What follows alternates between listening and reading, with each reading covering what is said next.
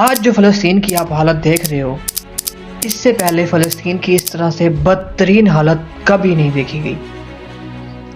فلسطین سال 19 سے پہلے اور سال 18 کے اینڈ میں اس پورے خطے پر فلسطینی آباد تھے۔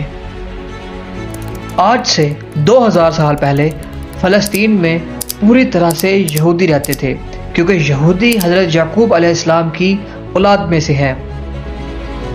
لیکن رومیوں نے فلسطین پر حملہ کر کے ان کی بلڈنگیں، ان کے گھر اور پورے فلسطین کو تہس نہس کر کے ان کو جلا وطن کر دیا، یعنی کہ فلسطین سے نکال دیا۔ اس کے نتیجے میں یہودی دنیا کے مختلف ملکوں میں رہنے لگے اور زیادہ یہودیوں کی تعداد یورپ کنٹری یعنی مغربی ممالک میں زیادہ رجحان تھا یہودیوں کے رہنے کا۔ سال 1933 میں جب جرمنی کا وزیر اعظم ہٹلر بنا تو اس نے سب سے پہلا اپنا ٹارگٹ یہودیوں کو بنایا۔ کیوں نہ کہ جرمنی کے لوگ یہ سمجھتے تھے کہ یہودی جرمنی کی معیشت پر سب سے بڑا بوجھ ہے۔ جرمنی میں ایک ایسا دور بھی آیا کہ لوگ لکڑی کو جلانے کی بجائے پیسوں کو جلانے پر زیادہ ترجیح دیتے تھے۔ دوسری جنگ عظیم کے دوران نازی جوانوں نے ہٹلر کی سربراہی میں یورپ کے تمام یہودیوں کو مارنے کی کوشش میں لگ گئے۔ ہٹلر کے اس قتل عام کو دیکھ کر یہودیوں نے جرمنی سے نکل کر یورپ کے باقی ملکوں میں آباد ہونے لگے، لیکن ہٹلر یہاں بھی نہیں رکا۔ اس نے جرمنی کے ارد گرد کے تمام علاقوں پر اٹیک کر دیا اور وہاں آباد یہودیوں کو قتل کرنا شروع کر دیا۔ یہ جنگ 13 سال تک جاری رہی۔ ان 13 سالوں میں ہٹلر نے 13 لاکھ یہودی بچے اور 60 لاکھ یہودیوں کو قتل کر چکا تھا۔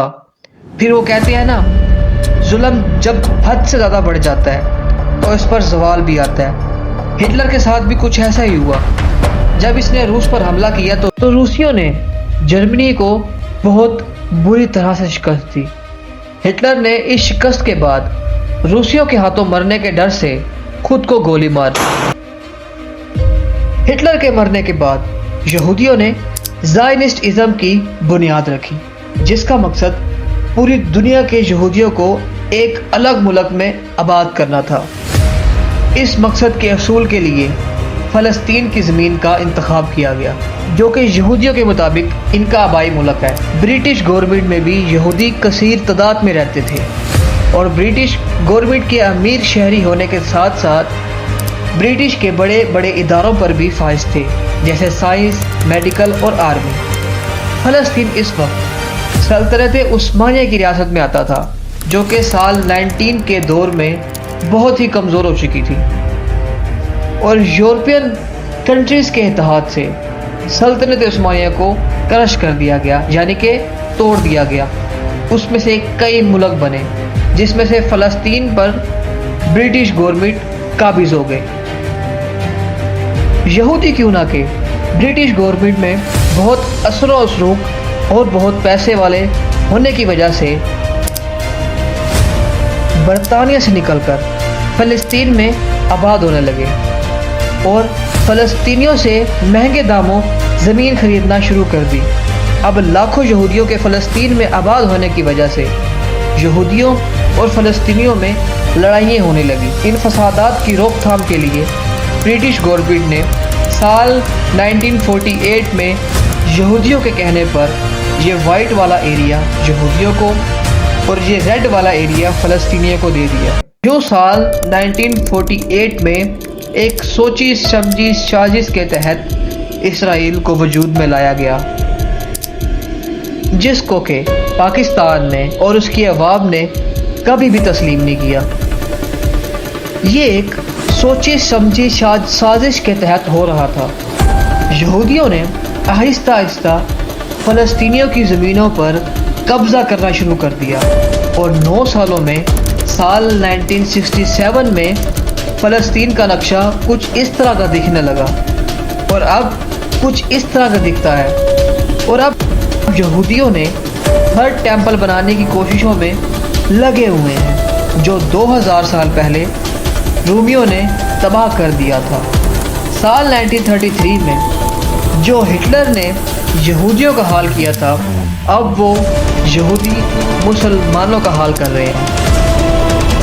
سال 1948 سے یہودیوں نے 60,000 سے زیادہ بچوں عورتوں کو مارا ہے۔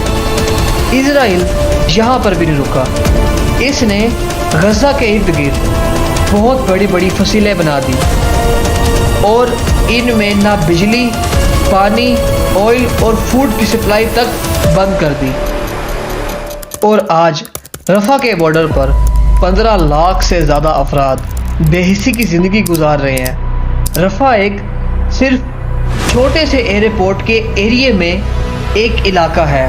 اسرائیل نے اس پر بھی ایک وارنٹ جاری کر دیا ہے کہ ہم کبھی بھی اس پر اٹیک کر سکتے ہیں، اور لہٰذا اس کو جلد از جلد خالی کر دیا جائے۔ اور ہماری امت مسلمہ اتنی بے حس ہو چکی ہے کہ ہم اپنے فلسطینی بہن بھائیوں کی مدد تک نہیں کر پا رہے۔